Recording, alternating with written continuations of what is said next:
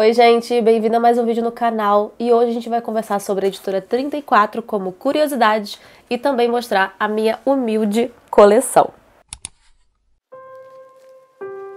Bom, como a maioria sabe aqui, eu gosto muito da editora 34, então eu resolvi trazer esse vídeo para falar um pouco mais sobre ela e uma curiosidade muito legal e ainda uma outra curiosidade inédita que eu pesquisei tem pouco tempo e mostrar também minha coleção igual eu fiz no último vídeo da Penguin. Fiz o vídeo que saiu essa semana ainda, mostrando a biblioteca do meu pai, então mostrei a coleção completa da editora 34 que ele tem, que é um esculacho, vocês vão ver, porque eu não tenho nada comparado a ele. Eu gostei que vocês abraçaram a ideia que eu fiz, então pretendo trazer outras invasões de bibliotecas, quem sabe com outras pessoas próximas de mim. Se você já me segue nas outras redes, já deve conhecer essa curiosidade, então deixei separado em tópicos, caso você não queira ver, porque ficou muito repetitivo, pode pular para as partes que mais te interessam. Eu trouxe uma curiosidade inédita, não falei em nenhuma outra rede, eu fiz uma pesquisa recente sobre isso, então se quiser saber, continue aí para assistir.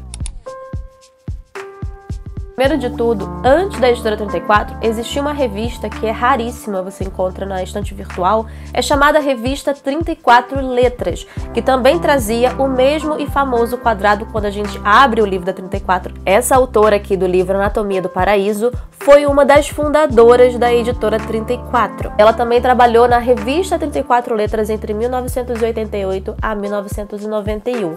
Então ela é muito importante para a editora 34 como uma das fundadoras. Eu ainda não li esse livro, esse aqui eu peguei na biblioteca do meu pai, eu estava naquele outro vídeo invadindo e eu vi esse livro e falei, putz, eu tenho que falar sobre essa mulher, porque essa mulher é importante para a editora. Mas aí quando a gente abre o livro da 34, nos deparamos com o famoso quadrado da 34. Talvez alguns já saibam que quando a gente faz a somatória de todos esses números, o resultado é 34, porque esse é o quadrado famoso chamado quadrado mágico 34. Esse quadrado foi criado pelo Albrecht Dürer, que era um matemático alemão extremamente profundo, mexia muito com simbolismos. Ele criou uma gravura chamada Melancolia 1. Nessa gravura você pode ver no canto superior direito o tal quadrado que ele criou. Esse quadrado, então, se você fizer toda a somatória em todos os lados, nas diagonais, você vai ter o resultado de 34. Última fileira do quadrado, você pode reparar que o 15 e o 14 representa um ano, que é 1514, que é o ano da gravura Melancolia 1. E já no lado do ano a gente tem o 4 e o 1.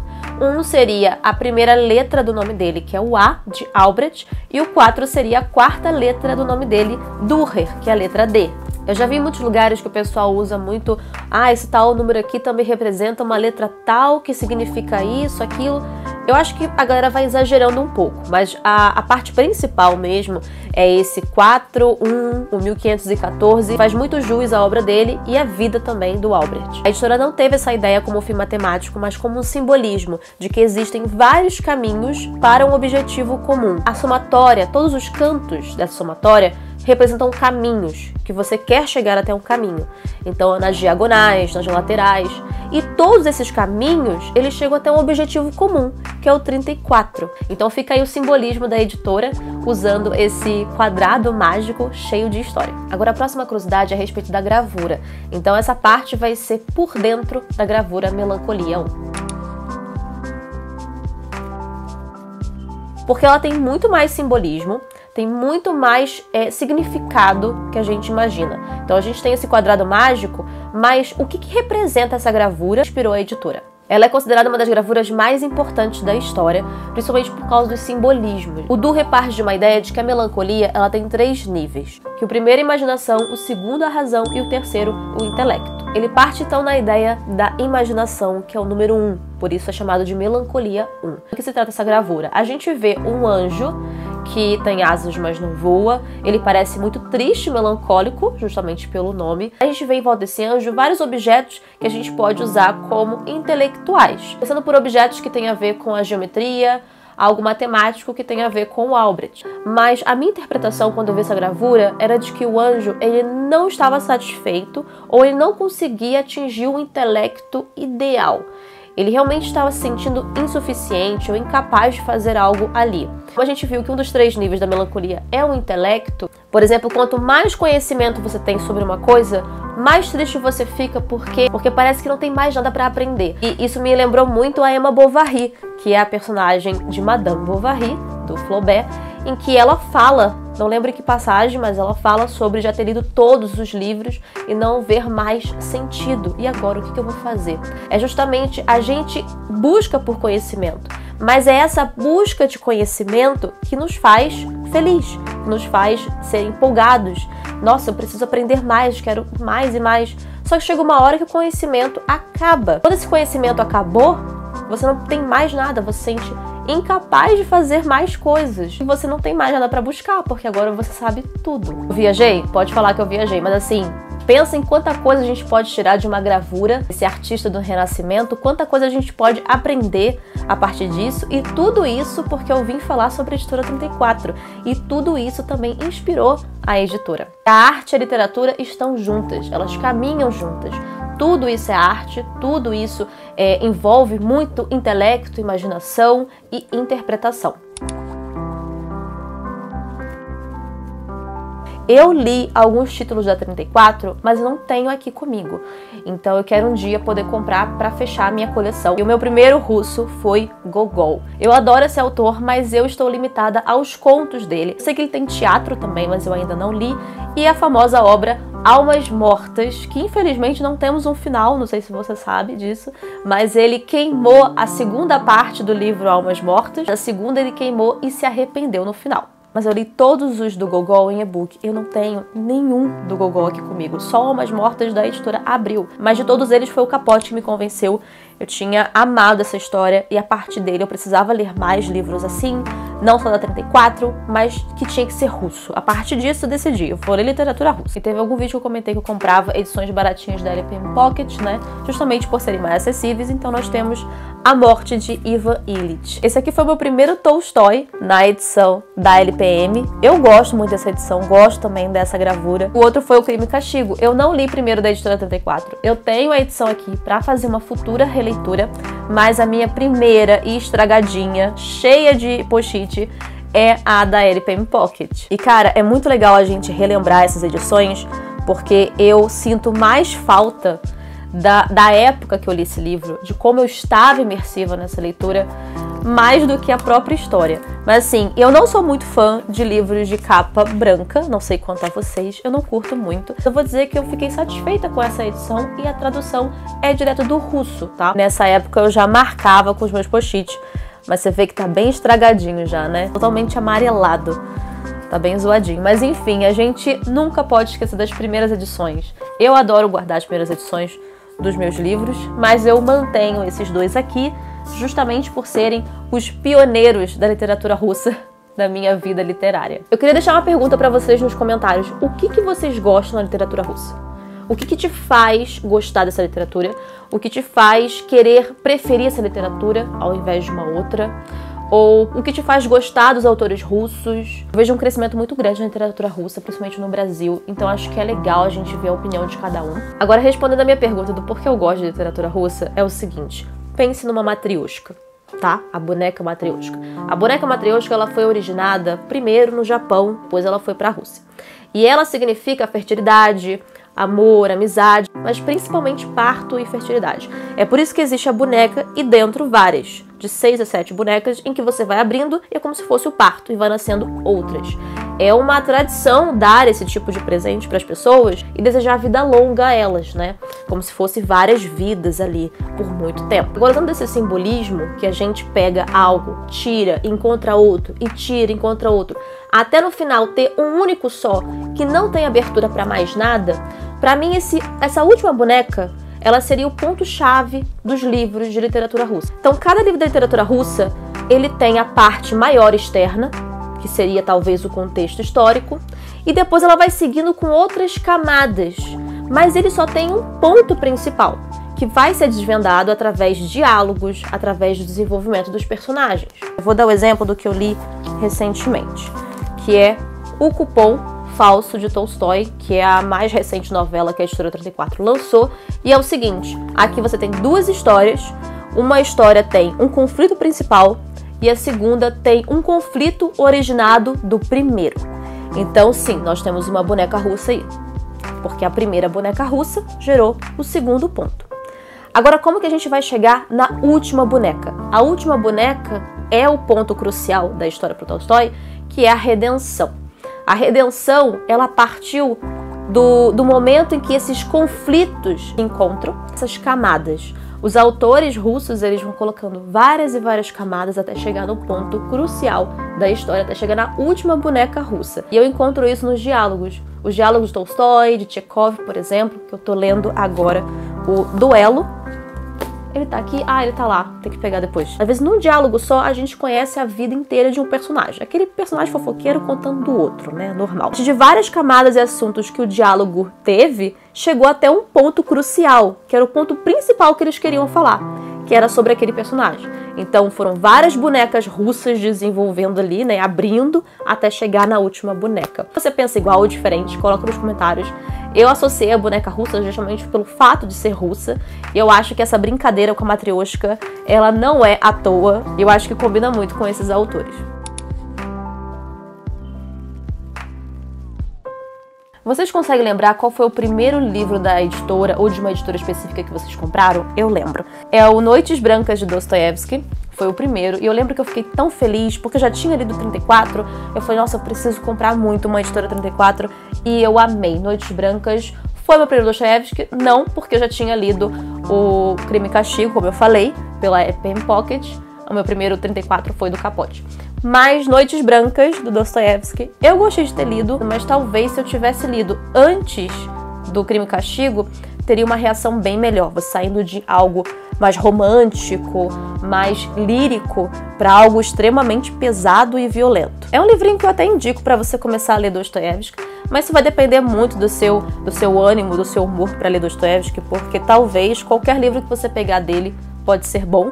Se você gosta de calhamaço, pode começar então pelos Karamazov, né, que aliás eu preciso ler, ou pelo Crime e Castigo mesmo. Mas se você quiser pegar as novelas de Dostoiévski, pode começar pelo Noites Brancas. O outro, que seria um dos primeiros também que eu comprei, também Dostoiévski, eu tava, né, naquela com esse homem. É Uma História Desagradável. Esses livros que eu estou mostrando, já falei no vídeo que eu estou fazendo no Instagram, caso você não conheça, dá uma olhadinha, que são os livros em 34 segundos da editora 34. Eu usei esse conceito. Uma História Desagradável não é dos meus favoritos, mas uma história realmente desagradável e interessante ao mesmo tempo. Não sei se vocês já leram, mas é bem curtinho também, uma novelinha, mas é bem legal. Então, como eu mostrei, O Cupom Falso foi o último que eu finalizei, do Tolstói. Sério, gente, leiam.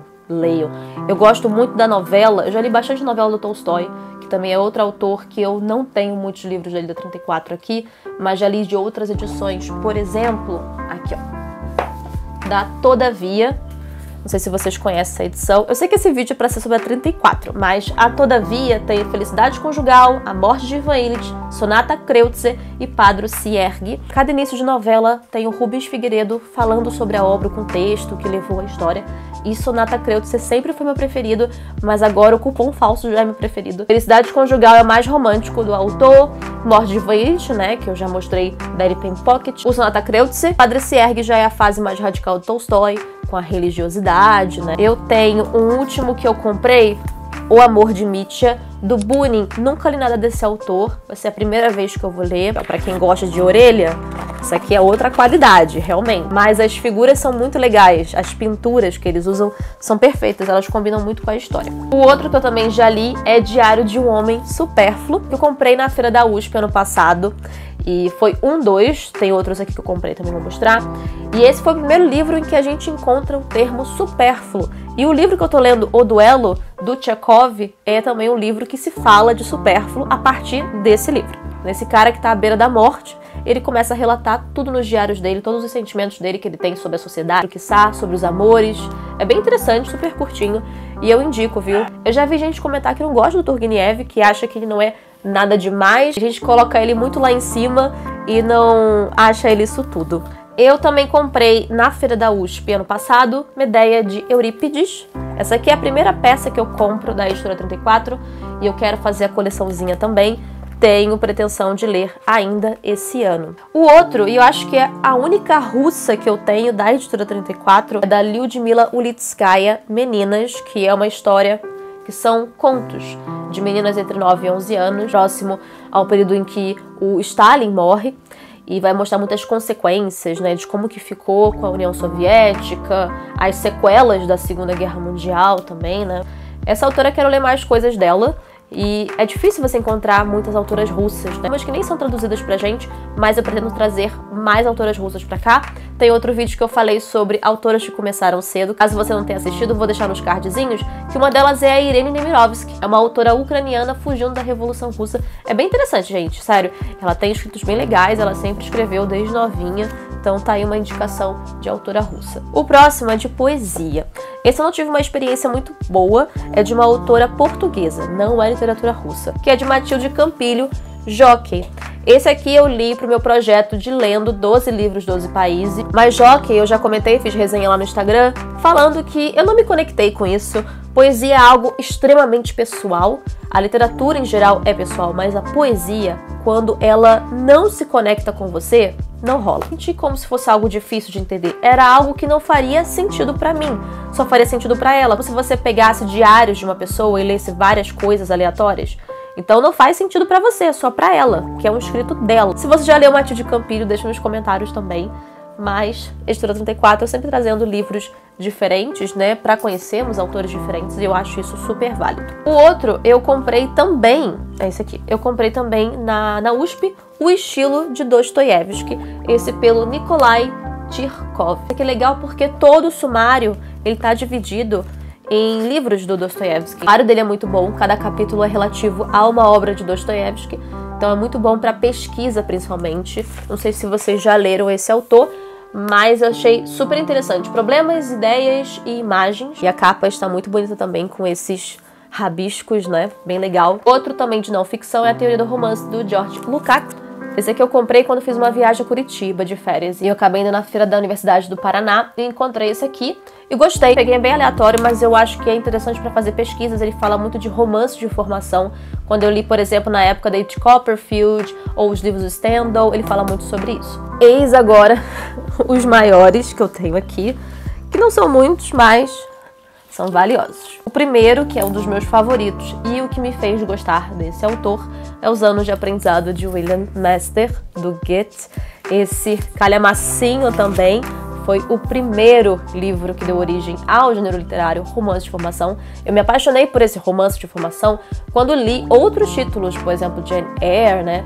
Agora, pegar esse livro aqui, você vê uma mudança bem radical, porque esse que se originou não é muito parecido com os outros que também recebem o nome desse gênero. O famoso Bildungsroman, ele na verdade é para mostrar toda a formação do personagem, amadurecimento. A gente tem um personagem aqui que vai sair dessa vidinha burguesa, né, dessa família burguesa que ele tem, ele vai passar por uma jornada inédita na vida dele, em que ele vai conhecer até grupos de teatro e várias relações que ele vai ter. Ele vai se apaixonar por Shakespeare, ficar imersivo também em leituras que ele não tinha feito antes, no momento em que ele vai amadurecer a ideia das suas potências. Qual é o seu potencial? O que você pode ser capaz de fazer? Então é essa ideia, a partir dessa ideia que parte esse romance de formação, pela formação de caráter de um personagem. Outros livros que a gente vê que também fazem parte do gênero, eles partem da ideia do nascimento até o amadurecimento. Então a gente pega David Copperfield, que tem a história desde literalmente o seu nascimento até a sua fase adulta, e ele passando por várias situações desgraceiras, sofrendo muito na vida, até enfim ele conseguir fazer algo que mantenha ou que faça ele feliz, né, na vida. Quando o livro ele forma o caráter do personagem, a gente tem então um romance de formação. Mas é muito bom, gente, gosto muito do Goethe. Eu comecei a gostar dele por causa desse livro. O próximo, não terminado, eu parei aqui na página 344 do capítulo 75. Estou falando de Moby Dick, do Herman Melville. Esse aqui eu não consegui terminar e eu não pretendo terminar tão rapidamente. É um livro tipo Guimarães Rosa, que você não precisa ler muito rápido, você vai sentindo ele aos poucos. Ele tem um dos inícios mais marcantes e clássicos da literatura, então gosto muito. E já influenciou diversas pessoas, né? Não só no mundo literário, mas na música, nas artes, nos filmes, enfim. É um grande livro, sim, que merece ser lido. Um dia eu termino, né? Quem sabe? Você já leu Moby Dick? Deixa aí nos comentários o que você achou. O outro, então, que eu tenho é O Crime e Castigo, que eu comentei com vocês. Esse aqui, gente, eu comprei no sebo, acreditem. Eu comprei no sebo também na época quando eu visitei Curitiba e futuramente vou fazer uma releitura. Como eu disse, li na LPM Pocket. Eu acho que tem... e tá em perfeito estado. Tem algumas manchinhas, mas tá perfeitinho, gente. Essa edição é excelente. Tem gente que perguntou sobre se é boa. É boa porque Paulo Bezerra, que traduziu, ele é especialista em Dostoiévski. Então, quando a gente tem uma tradução de um especialista, é muito diferente de qualquer outra tradução, porque você vai entender, talvez, ironias, gírias, tem interpretações, às vezes, né, que o autor faz, que só um especialista entenderia. Então, a tradução deles vale muito mais a pena. O Outro Mestre e Margarida, eu vou dizer que eu já li, mas também não terminei. Aqui, eu lembro que tinha até um marcadorzinho, acho que eu já tirei. Eu comecei e parei. Eu decidi que esse ano eu vou terminar. Eu prometo, vou terminar. O Mestre Margarida, de Bulgakov. E os 3 últimos, sim, 3, porque fazem parte de uma coleção que é Dante. Comprei também essa coleção pela USP. Então, primeiro o Inferno, depois o Purgatório e o Paraíso. Cara, como eu gosto dessa coleção da 34, eu acho que é a melhor da Divina Comédia. A tradição de Divina Comédia é melhor do que essa, ou que está equiparada a essa. Realmente é excelente. Eu estou no Inferno ainda, gente, bem devagarzinho. Ela é bilíngue também. E ela é um box, tá? Ela não vem separada, ela vem numa caixinha. Só que eu não tenho mais a caixinha aqui porque eu não curto muito caixinha de box. Eu não sei, perdeu o charme, então não combinou muito na estante, então prefiro deixar eles separadinhos. Alguns eu já deixo, por exemplo, do Tolstói eu deixo, porque eu acho que fica bonitinho. Como que vocês lidam com box? A caixinha do box de vocês, fala pra mim. E o último, mas não menos importante, é o Duelo de Tchekov. Esse é o que eu estou lendo ainda. Estou na página 61, capítulo 7. Estou amando, sério, eu estou adorando. Eu tô devorando esse livro, aliás. Eu acho que ainda hoje eu termino e eu falo um pouquinho mais dele pra vocês nas atualizações de leitura aqui do canal. Cara, vale muito a pena, exatamente como eu falei. Sentindo esse livro também como uma boneca russa, uma matrioshka, que tem várias camadas essa história até chegar a um ponto comum. Vale muito a leitura. Se você já leu, me fala o que achou e se gostou. Gente, aqui é a Bruna editando esse vídeo e esqueceu de mostrar, que poderia ter mostrado no embalo, quando falei do Goethe, que é os 2 volumes de Fausto do Goethe. Essa aqui é uma edição de bolso bem simplesinha. O pessoal não curte muito, mas eu comprei, acho que foi no site da Martins Fontes, da livraria Martins Fontes, quando estava numa mega promoção, metade do preço. Então eu acabei comprando os 2 volumes que um dia eu quero muito ler. Então faltou esse para mostrar na minha coleção. Agora tchau e vai assistir o resto do vídeo. Então esses foram os meus livros da 34. Como eu disse, humildemente, porque não são tantos assim. Espero que vocês tenham gostado. Se vocês têm algum livro da 34, qual o livro que você mais gosta? Deixa nos comentários. E também, quantos livros você tem da 34? Fala pra mim. Das minhas coleções, como vocês viram, a maior é da Penguin. Mas vamos contar rapidinho, antes que eu esqueça. 1, 2, 3, 4, 5, 6, 7, 8, 9, 10, 11, 12, 13, 14, 15, 16, 17, 18, gente. 18 livros da 34. Tem 34, né? Eu podia ter 34 livros, mas enfim. Um dia eu aumento essa coleção. Comenta se você já conhecia da curiosidade, se você achou que fez sentido a minha interpretação sobre a gravura, ou sobre o que eu acho da literatura russa. Comentem também qual o maior significado da literatura russa pra vocês, o que vocês mais gostam dessa literatura. Também quero agradecer a mais gente nova que tá chegando, que tá curtindo, que tá comentando. Sempre tive medo se as pessoas iam realmente querer ouvir alguém falar sobre livros, nem que seja por 10, 12, 15 ou 30 minutos falando sobre. Vejo que o pessoal gosta bastante. Então, muito obrigada a vocês que estão assistindo. Não deixa também de ativar o sininho para receber notificações de vídeos novos. Vídeos todo domingo, quarta e sexta ao meio-dia. E eu espero vocês no próximo vídeo do Bruni Livros. Tchau!